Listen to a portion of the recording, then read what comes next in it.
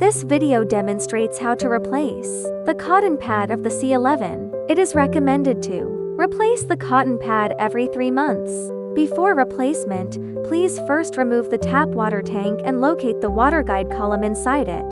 Step 1. Pull the water guide column inside the tap water tank out vertically upward.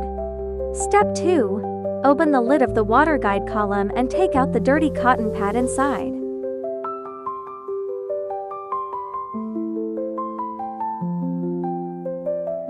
Step 3. Take the provided clean cotton pad, place it in the lid, and close the lid tightly.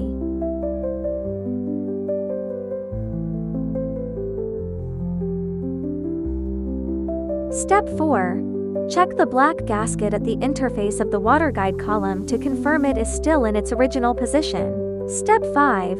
Align the water guide column with the water inlet, the side near the float, then push it in and press to secure.